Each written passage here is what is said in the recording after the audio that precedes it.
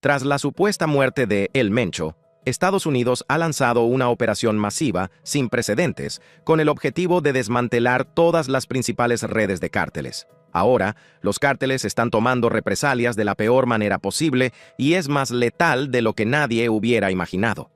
Aquí está el resumen completo. La caída de El Mencho. En la mañana del 22 de febrero de 2026, mientras la mayor parte de México aún dormía, un convoy de fuerzas especiales mexicanas ya se desplazaba por el accidentado terreno montañoso de Tapalpa, Jalisco, acercándose al narcotraficante más buscado del planeta. Nemesio Rubén Oseguera Cervantes, el hombre que el mundo conocía como El Mencho, fundador y líder supremo del cártel Jalisco Nueva Generación, tenía una recompensa de $15 millones por su cabeza, y había evadido su captura durante más de una década. Pero en esa mañana de domingo en particular, su suerte estaba a punto de agotarse de la manera más violenta y dramática imaginable. La operación llevaba semanas, posiblemente meses en preparación. La información recopilada por las autoridades mexicanas, respaldada por los datos del recién creado Grupo de Trabajo Conjunto Interinstitucional de Estados Unidos contra los Cárteles, una unidad militar creada solo un mes antes, específicamente para cartografiar las redes de los cárteles a lo largo de la frontera entre Estados Unidos y México, había finalmente localizado a El Mencho. Se escondía en un complejo remoto en las montañas del sur de Jalisco, una zona que durante mucho tiempo había servido como bastión del CJNG, protegida por guardias armados con el tipo de armamento que se esperaría ver en un campo de batalla real.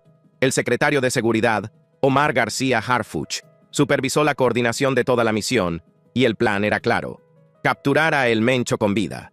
Ese plan se torció casi de inmediato. Alrededor del amanecer, aproximadamente entre las 5 y las 6 de la mañana, hora local, las Fuerzas Especiales Mexicanas, con el apoyo de la Fuerza Aérea Mexicana y la Guardia Nacional, lanzaron la incursión. Las tropas se acercaron al complejo, esperando encontrar resistencia, pero lo que se encontraron fue algo completamente diferente. Los guardias de El Mencho abrieron fuego con todo lo que tenían. Hablamos de lanzacohetes, vehículos blindados, armas de grado militar, todo el arsenal de una organización paramilitar que había pasado años preparándose para este tipo de enfrentamiento. El tiroteo que se desató fue intenso, caótico y absolutamente mortal. En las 2 primeras horas del tiroteo, 4 pistoleros del CJNG murieron en el acto. Otros 3, incluido el propio El Mencho, sufrieron heridas graves de bala, descritas como múltiples disparos en zonas vitales. 3 soldados mexicanos también resultaron heridos en el intercambio, aunque los 3 sobrevivieron. Otros 2 miembros del cártel fueron detenidos, y cuando se calmó la situación, las fuerzas del orden incautaron vehículos blindados, lanzacohetes y un alijo de armas que confirmó lo fuertemente fortificado que estaba realmente el escondite de El Mencho. Ahora viene la parte que lo cambió todo. Una vez cesaron los disparos, los heridos fueron estabilizados in situ y trasladados en avión militar a Ciudad de México para recibir tratamiento médico de emergencia, que era el protocolo estándar para objetivos de alto valor.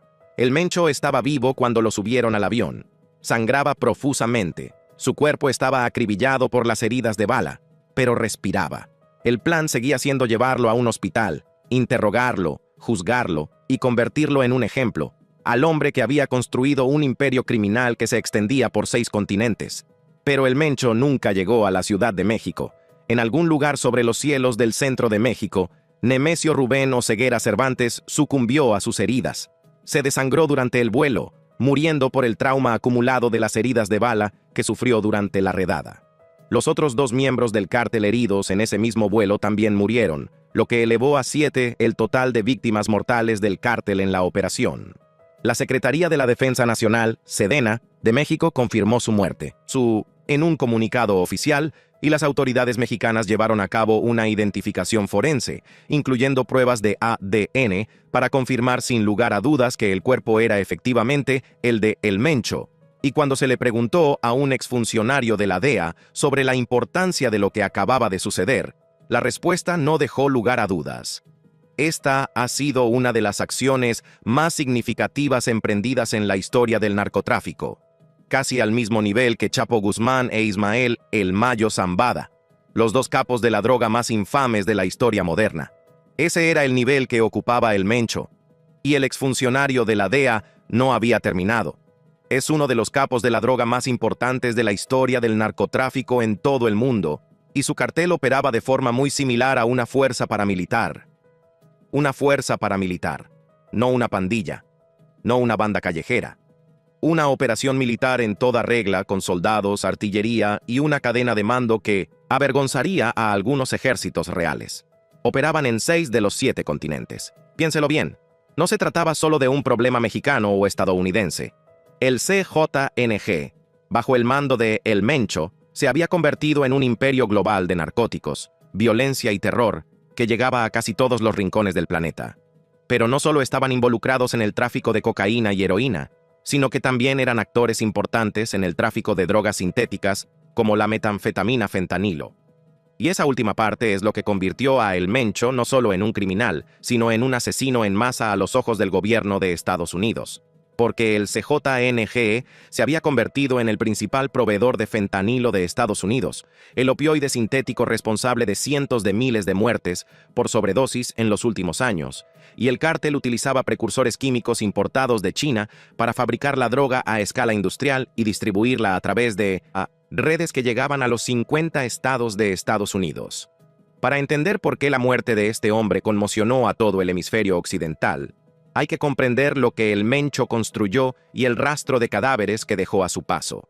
Transformó el CJNG de un grupo escindido, originalmente una rama de los cárteles Milenio y Sinaloa, en la organización criminal más poderosa de México. Bajo su liderazgo, el cártel no solo traficaba con drogas. Dirigían operaciones de robo de combustible por valor de miles de millones, una práctica conocida como huachicol. Se dedicaban al tráfico de personas, obligando a migrantes y lugareños a trabajar. Extorsionaban a las empresas de todos los territorios que controlaban. Secuestraban a rivales y deudores, los torturaban y, en algunos casos, disolvían los cuerpos en ácido para eliminar las pruebas. Y la violencia que El Mencho autorizaba no solo era excesiva, sino que era estratégica y estaba diseñada para aterrorizar. El CJNG decapitaba y descuartizaba habitualmente a sus víctimas, dejando los cuerpos en lugares públicos como advertencia, grabando los actos y publicándolos en las redes sociales para maximizar el miedo. A principios de 2015, el cártel asesinó al menos a 2 docenas de policías en el oeste de México en un periodo de 6 semanas, incluida una sola emboscada en Jalisco que dejó 15 policías estatales muertos. Luego, en mayo de ese mismo año, los pistoleros del CJNG hicieron algo que ningún cártel mexicano había hecho antes. Utilizaron un lanzagranadas para derribar un helicóptero militar mexicano, matando entre 6 y 9 soldados y provocando que el gobierno declarara la guerra total a la organización. Ese mismo día, ataques coordinados en Jalisco y 3 estados vecinos mataron al menos a otras 15 personas, hirieron a otras 19 y provocaron el incendio de 11 bancos, 5 gasolineras y cientos de vehículos. En junio de 2020, el CJNG orquestó un descarado intento de asesinato contra el jefe de policía de la Ciudad de México, Omar García Harfuch, el mismo funcionario que más tarde supervisaría la redada que acabó con la vida de El Mencho. Los pistoleros dispararon más de 400 balas contra su vehículo, matando a 2 de sus guardaespaldas y a un transeúnte. Harfuch sobrevivió, pero resultó gravemente herido. El cártel también espió a agentes e informantes de la DEA estadounidense, incluso en suelo estadounidense. Y cuando el hijo de El Mencho, Rubén El Menchito Oseguera González, fue condenado a cadena perpetua más 30 años en un tribunal federal estadounidense, el CJNG asesinó a la hija de un informante y a un soldado mexicano en represalia. Este fue el hombre que murió en ese avión militar el 22 de febrero de 2026. Un hombre que había corrompido departamentos de policía, financiado campañas políticas a cambio de protección, reclutado a exsoldados de las Fuerzas Especiales de México y Guatemala para crear un ejército y acumulado una fortuna estimada en más de $6,000 millones. Y cuando la noticia de su muerte llegó a sus soldados dispersos por todo México, hicieron exactamente lo que todos temían que hicieran. Incendiaron todo el país. México en llamas. La confirmación de la muerte de El Mencho se difundió por las redes de comunicación de los cárteles más rápido de lo que podría hacerlo cualquier anuncio oficial del gobierno. Y en cuestión de horas, la respuesta del CJNG fue rápida, coordinada y absolutamente devastadora. Lo que se desarrolló en todo México durante la tarde y la noche del 22 de febrero de 2026 y hasta el día siguiente Fue una de las campañas de represalia de los cárteles más extensas en la historia moderna del país, una demostración de fuerza a nivel nacional que demostró sin lugar a dudas que, incluso con su líder muerto, el Cártel Jalisco Nueva Generación seguía siendo una organización terriblemente poderosa. Las tácticas desplegadas por el CJNG fueron las típicas de la guerra de los cárteles, una estrategia conocida como narcobloqueos, diseñada para paralizar ciudades y regiones enteras obstruyendo las carreteras, creando el caos y abrumando a las fuerzas de seguridad, que se verían obligadas a responder a docenas de incidentes simultáneos en lugar de concentrar su poder en un solo lugar. Los presuntos pistoleros del CJNG se dispersaron por todo el país y comenzaron a incendiar todo lo que encontraban a su paso. Autobuses, camiones, coches particulares, gasolineras, supermercados, bancos e incluso un Costco en Guadalajara fueron incendiados. Los restos en llamas fueron arrastrados por las principales autopistas para bloquear el tráfico en ambas direcciones, creando atascos de kilómetros de longitud que dejaron atrapados a los civiles en sus vehículos, mientras columnas de humo se elevaban sobre los horizontes desde Jalisco hasta Tamaulipas. Las cifras eran asombrosas. Se reportaron más de 250 bloqueos de carreteras en al menos 20 de los 32 estados de México, incluidos Jalisco, Michoacán, Guanajuato, Colima, Guerrero, Tamaulipas, Nuevo León, Nayarit, Baja California, Aguascalientes y Zacatecas. El epicentro fue el oeste y el centro de México, el corazón del territorio del CJNG, pero la violencia se extendió mucho más allá de esas fronteras, llegando a estados a lo largo de la frontera norte y profundamente al sur. No se trataba de un berrinche localizado. Se trataba de una operación militar a nivel nacional ejecutada por una organización criminal que demostraba que podía poner de rodillas a todo un país. Guadalajara, la capital de Jalisco y la segunda ciudad más grande de México, fue la más afectada. Los residentes describieron la ciudad como una ciudad fantasma, con gente atrincherada en sus casas, negocios cerrados y calles que normalmente estarían llenas de tráfico dominical completamente vacías, salvo por los vehículos en llamas y los hombres armados que los habían incendiado. Las columnas de humo de los incendios eran visibles desde Puerto Vallarta, uno de los destinos turísticos más populares de México, donde se desató el caos cerca del aeropuerto y miles de turistas que habían venido en busca de playas y margaritas se vieron atrapados en una zona de guerra. En Tijuana, los autos quemados llenaban las autopistas y los disparos resonaban en los barrios. En Zapopan, un municipio limítrofe con Guadalajara, la destrucción fue tan grave que los residentes publicaron videos en Internet que mostraban escenas que parecían pertenecer a una zona de conflicto, no a una moderna área metropolitana. La violencia no se limitó a la destrucción de propiedades. Se produjeron enfrentamientos entre miembros del CJNG y las fuerzas policiales y militares en múltiples lugares, con disparos esporádicos en varios estados. En Jalisco, un agente de la Fiscalía Estatal murió en un incidente relacionado y un guardia de la cárcel también perdió la vida. Solo en Guanajuato, 18 sospechosos fueron detenidos mientras las autoridades se apresuraban a contener el caos que se extendía. Según se informa, algunos mensajes no verificados, atribuidos al CJNG a través de comunicaciones filtradas, amenazaban con intensificar los ataques contra civiles, hoteles y espacios públicos a menos que se entregara a los responsables de la muerte de El Mencho, una exigencia que obviamente nunca se iba a cumplir, pero que sirvió para amplificar el terror. El impacto en los ciudadanos mexicanos de a pie fue inmediato y severo. Las escuelas cerraron en varios estados el 23 de febrero y Jalisco cerró todo su sistema educativo para garantizar la seguridad de los niños. Se suspendieron o cancelaron los vuelos en los aeropuertos de Puerto Vallarta y Guadalajara, y las principales compañías aéreas, como Air Canada, United Airlines y American Airlines, suspendieron sus rutas, dejando varados tanto a turistas como a locales. Las familias que estaban de vacaciones se vieron confinadas en sus habitaciones de hotel, sin posibilidad de salir, viendo a través de sus ventanas cómo el humo se elevaba sobre las ciudades que habían venido a disfrutar. La respuesta internacional no se hizo esperar. La Embajada de Estados Unidos en México y el Departamento de Estado emitieron alertas de emergencia para permanecer en los refugios el 22 de febrero, instando a todos los ciudadanos estadounidenses en las zonas afectadas, principalmente Jalisco, Tamaulipas, Michoacán, Guerrero y Nuevo León, a permanecer en sus hogares, hoteles o alojamientos hasta nuevo aviso. Las advertencias aconsejaban a la población que evitara las zonas de actividad policial, se mantuviera alejada de las multitudes, evitara todos los desplazamientos innecesarios, siguiera los medios de comunicación locales y se pusiera en contacto con los servicios de emergencia o la asistencia consular si se encontraba en peligro. Las autoridades canadienses emitieron advertencias similares, aconsejando a sus ciudadanos que se refugiaran en sus hogares y evitaran viajar a las regiones afectadas. Para el 23 de febrero, las fuerzas de seguridad mexicanas habían logrado despejar la mayoría de los bloqueos y restablecer una apariencia de orden en las zonas más afectadas. Pero el daño ya estaba hecho. El mensaje que envió el CJNG fue muy claro. Pueden matar a nuestro líder, pero no pueden matar a nuestra organización. Y ese mensaje no solo llegó a la Ciudad de México, sino también a Washington, D.C., donde los funcionarios ya estaban calculando lo que este vacío de poder podría significar para el futuro del crimen organizado en el hemisferio occidental.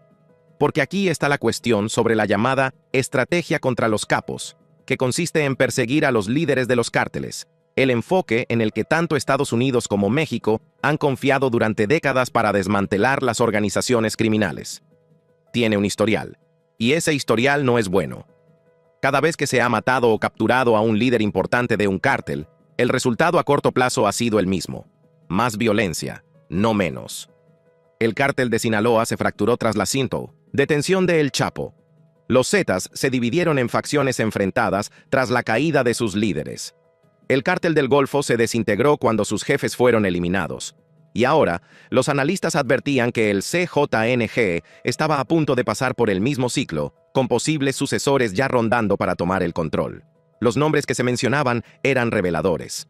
Juan Carlos Valencia González, conocido como El Pelón o el R3, hijastro de El Mencho y su segundo al mando desde hacía mucho tiempo, era considerado el sucesor más probable, con una recompensa de $5 millones estadounidenses por su captura.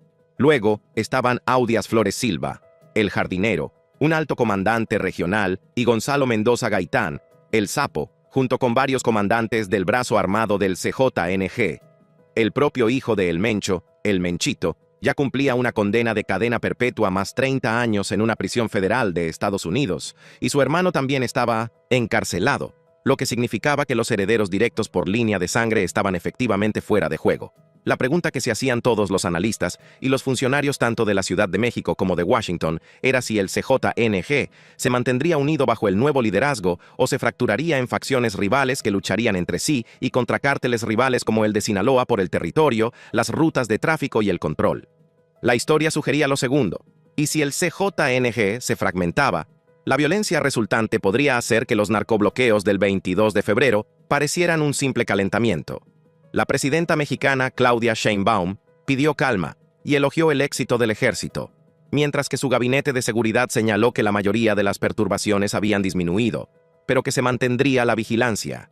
Sin embargo, la calma era lo último que sentían en las regiones afectadas.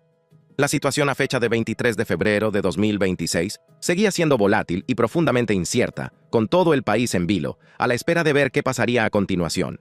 Y lo que pasó a continuación fue una respuesta de Estados Unidos que señaló el comienzo de algo mucho, mucho más grande: el próximo paso de Estados Unidos. La Casa Blanca no perdió ni un segundo en intentar distanciarse de lo ocurrido en Tapalpa. De hecho, hizo exactamente lo contrario.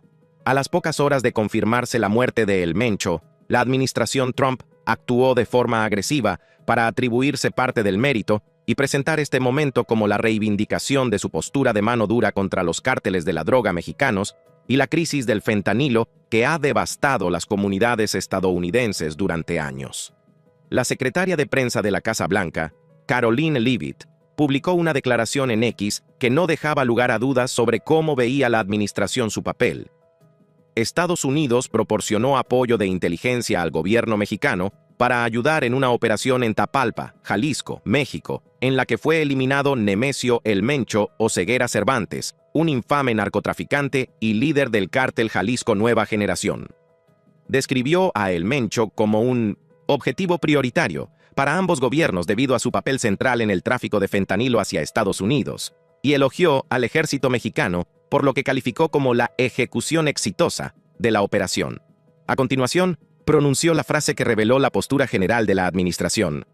El presidente Trump ha sido muy claro: Estados Unidos se asegurará de que los narcoterroristas que envían drogas mortales a nuestro país se enfrenten a la ira de la justicia que se merecen desde hace tiempo. Esa palabra, narcoterroristas, no fue elegida por casualidad. La administración Trump llevaba meses presionando para reclasificar a los cárteles de la droga mexicanos como organizaciones terroristas, y el CJNG ya había sido designado como organización terrorista extranjera en los meses previos a la redada. Esa designación fue significativa porque desbloqueó un conjunto completamente diferente de herramientas legales y militares que Estados Unidos podía desplegar contra estas organizaciones, herramientas que iban mucho más allá de la aplicación tradicional de la ley y entraban en el ámbito de las operaciones de seguridad nacional. El subsecretario de Estado de Estados Unidos, Christopher Landau, reforzó el mensaje con su propia publicación en X. Acabo de ser informado de que las fuerzas de seguridad mexicanas han matado a El Mencho, uno de los capos de la droga más sanguinarios y despiadados. Se trata de un gran avance para México, Estados Unidos, América Latina y el mundo. Los buenos son más fuertes que los malos.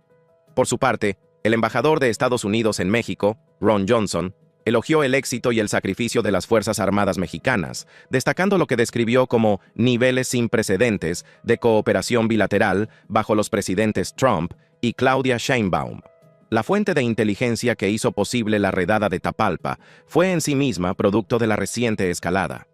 La Fuerza de Tarea, conjunta interinstitucional contra los cárteles, la unidad dirigida por el ejército que proporcionó los datos críticos utilizados para localizar a El Mencho, se había creado apenas un mes antes, en enero de 2026, bajo la autoridad del Comando Norte de Estados Unidos. Su misión explícita era cartografiar las redes de los cárteles a lo largo de la frontera entre Estados Unidos y México y proporcionar esa información a los países socios para su uso operativo. El hecho de que esta unidad ya hubiera contribuido a la captura del narcotraficante más buscado del planeta en su primer mes de existencia era, desde el punto de vista de la administración, una prueba de concepto. El grupo de trabajo había funcionado. Y ahora la pregunta era, ¿para qué más se podía utilizar? Aquí es donde el panorama se complica, y donde la línea entre lo que realmente sucedió y lo que se proyectaba comenzó a difuminarse.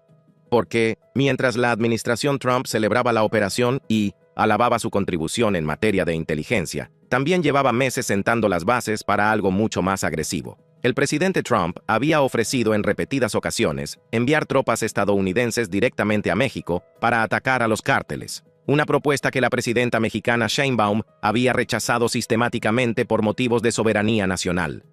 La administración había discutido opciones que iban desde ataques con drones hasta operaciones militares, conjuntas o incluso unilaterales contra objetivos de los cárteles en territorio mexicano, tratando la crisis del narcotráfico como una amenaza para la seguridad nacional equiparable al terrorismo extranjero. Y este es el contexto crítico. La redada de Tapalpa fue una operación planeada y ejecutada por México. Ningún soldado estadounidense pisó el terreno.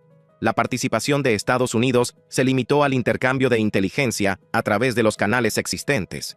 Pero el éxito de la operación, combinado con la retórica de la administración y la infraestructura existente del grupo de trabajo contra los cárteles, creó un marco que podía ampliarse fácilmente.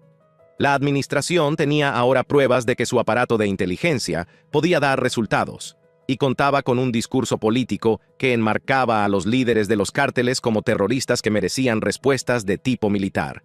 A fecha de 23 de febrero de 2026, no se había anunciado formalmente ninguna nueva acción militar unilateral drástica, ataques con drones o cambios políticos importantes. La respuesta inmediata de Estados Unidos siguió centrándose en tres pilares: reforzar la seguridad de los ciudadanos ante la represalia del CJNG, elogiar la operación como un éxito bilateral y mantener la presión sobre México para que continúe con las operaciones contra los cárteles. No se anunciaron nuevas recompensas, designaciones o sanciones inmediatamente después, aunque la designación terrorista existente del CJNG siguió en pleno vigor. Pero la infraestructura estaba ahí. El grupo de trabajo estaba operativo. Los canales de inteligencia funcionaban, y la voluntad política de intensificar la respuesta, si la situación lo exigía, no escaseaba precisamente. La postura de la administración era clara. Se trataba de una victoria y pretendían aprovecharla. Quedaba por ver si ese aprovechamiento adoptaría la forma de un mayor intercambio de inteligencia, operaciones adicionales del grupo de trabajo o algo más dinámico, pero la trayectoria era inequívoca. Mientras tanto, la situación sobre el terreno en México seguía evolucionando de una manera que daba motivos de preocupación a ambos gobiernos. La represalia del CJNG, aunque disminuyó en intensidad el 23 de febrero, había demostrado la capacidad del cártel para coordinar ataques simultáneos en 20 estados, una capacidad que la mayoría de los analistas de seguridad consideraban profundamente alarmante. Si el CJNG podía hacer eso mientras estaba de luto y en desorden, ¿qué podría hacer un sucesor reorganizado y motivado con esas mismas redes? El problema del fentanilo no había desaparecido con la muerte de El Mencho. En todo caso, la posible fragmentación del CJNG amenazaba con empeorarlo al crear múltiples organizaciones de tráfico rivales, cada una de ellas desesperada por obtener ingresos y dispuesta a asumir mayores riesgos para transportar el producto a través de la frontera. El cártel de Sinaloa, fracturado pero aún operativo, buscaría inevitablemente aprovechar el momento de debilidad del CJNG para recuperar territorio y cuota de mercado. Las organizaciones más pequeñas y los grupos escindidos se apresurarían a ocupar cualquier vacío que se formara. El resultado podría ser un panorama de tráfico más caótico, más violento y más impredecible. Precisamente el tipo de entorno que históricamente ha producido la mayor cantidad de muertes por sobredosis en el lado estadounidense de la frontera. Y esa es la amarga ironía de la estrategia contra los capos que ambos países acababan de emplear. Matar a El Mencho fue, sin duda, un logro monumental. Eliminó del tablero a un hombre que había construido un imperio criminal de $6.000 millones a través del terror, que había operado en 6 continentes, que había ordenado la muerte de policías, soldados, informantes y civiles por igual, y que tenía la responsabilidad personal de haber contribuido a alimentar una epidemia de opioides que mataba cada año a más estadounidenses que los accidentes de tráfico. La operación fue una prueba de lo que las fuerzas de seguridad mexicanas y estadounidenses podían lograr cuando trabajaban juntas de manera eficaz, y envió un mensaje inequívoco a todos los líderes de los cárteles que aún seguían vivos. No son intocables, pero la historia de la guerra contra las drogas está plagada de victorias similares que, en última instancia, no lograron cambiar la tendencia del tráfico de drogas, la violencia o la adicción. La captura de El Chapo no detuvo al cártel de Sinaloa. El colapso de los Zetas no acabó con el tráfico en el este de México. Cada cabeza que se ha cortado a esta hidra ha sido sustituida por 2 más. Cada una más desesperada, más violenta y más dispuesta a quemar el mundo para proteger su porción de un mercado que mueve cientos de miles de millones de dólares al año. Si la muerte de El Mencho rompe ese patrón o lo refuerza, es una pregunta que tardará meses, posiblemente años, en responderse. Lo que sabemos ahora mismo es esto: México está al borde del abismo, con las autoridades en alerta máxima ante posibles represalias del CJNG o conflictos internos entre cárteles. Estados Unidos cuenta con una herramienta de inteligencia probada en el grupo de trabajo Counter Cartel y con el mandato político de utilizarla de forma agresiva. Los posibles sucesores del CJNG están al acecho, cada uno con su propia recompensa estadounidense, cada uno capaz del mismo tipo de violencia que hizo famoso a su predecesor. Y en algún lugar de las montañas, las ciudades y los pueblos fronterizos de México, los soldados rasos del cartel Jalisco Nueva Generación, esperan a ver quién ocupa el trono y qué órdenes se dan a continuación. La caída de El Mencho fue el final de un capítulo. Pero la historia de los cárteles, la crisis del fentanilo y la compleja y a menudo contradictoria relación entre Estados Unidos y México en su lucha conjunta contra el crimen organizado está lejos de haber terminado. En todo caso, acaba de entrar en su fase más peligrosa hasta ahora. Gracias por vernos. Si este video te ha parecido impactante e increíble, no te pierdas otros videos similares y sorprendentes en la pantalla. Nos vemos en el próximo video.